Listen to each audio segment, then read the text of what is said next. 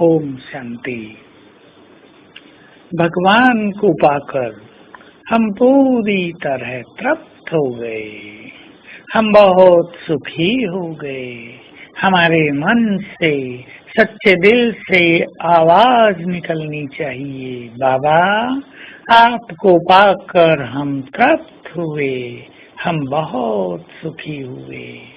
ये बार बार अपने दिल से आवाज निकलेगी तो ये दोनों चीजें बढ़ती जाएंगी और हम बन जाएंगे संतुष्ट मणियां। संतुष्ट मणि बहुत प्रकाशित होती है, जैसे प्योरिटी का प्रकाश बहुत तेज है।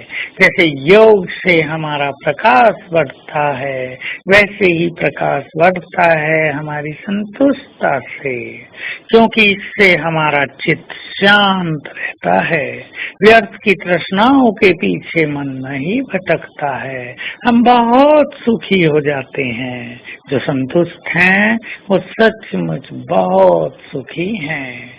और बाबा कहते हैं, मुझे संतुष्ट आत्माएं बहुत प्रिय हैं। चेक कर लें स्वयं को। ऐसा तो नहीं हम दूसरों से कंपैरिजन करके असंतुष्ट हो जाते हैं।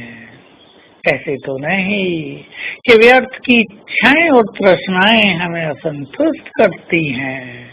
ऐसे तो नहीं कि मान सम्मान की इच्छा या कोई अवसर न मिलने के कारण हम निराश और असंतुष्ट हो जाते हैं। नहीं, हमें तो संतुष्ट मणि बनना है। संतुष्ट आत्माओं को श्रेष्ठ अवसर स्वतः ही प्राप्त हो जाते हैं, चाहे वो सेवाओं के अवसर हों, चाहे लौकिक में कोई अवसर हो। हाँ, उन्हें थोड़ी इंतजार अवश्य करनी पड़ती है, परंतु धैर्य पूर्वक इंतजार कर लेनी चाहिए। और जब वो चीज प्राप्त होगी तो वो एवर लास्टिंग हो जाएगी, सदा चलने वाली हो जाएगी। तो आओ हम भगवान को पाकर संपूर्ण संतुष्ट आत्माएं बन जाएं।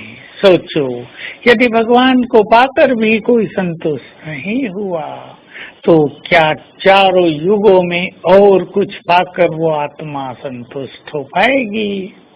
हम जब स्वयं संतुष्ट होंगे तो दूसरों को संतुष्ट करने की कला भी हमको आ जाएगी।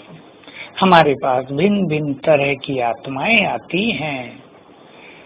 किसी के कोई संस्कार होते हैं, किसी के कोई संस्कार होते हैं। एक परिवार में भी यही स्थिति रहती है, लेकिन जो बड़े हैं उन्हें दूसरों को संतुष्ट करना अपना लक्ष्य बना लेना चाहिए।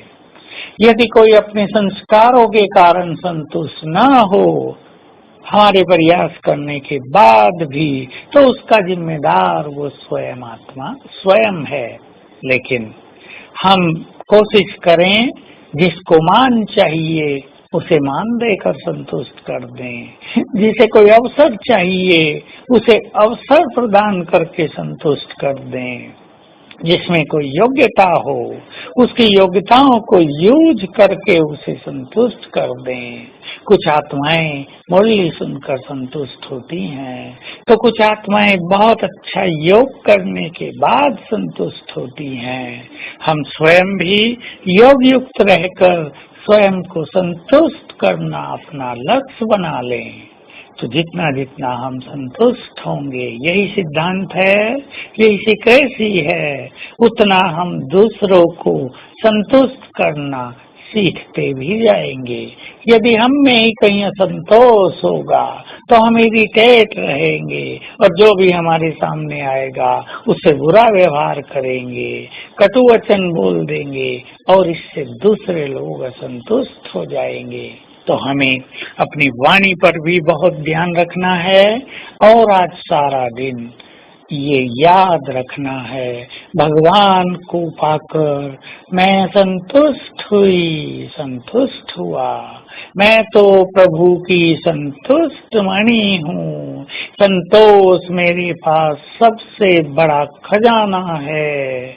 और फिर अभ्यास करेंगे कि बाबा परमधाम से नीचे उतर कर आता है, धीरे धीरे उसको उतरता हुआ देखेंगे और मेरे सिर के ऊपर आकर वो छत्र छाया बन गया।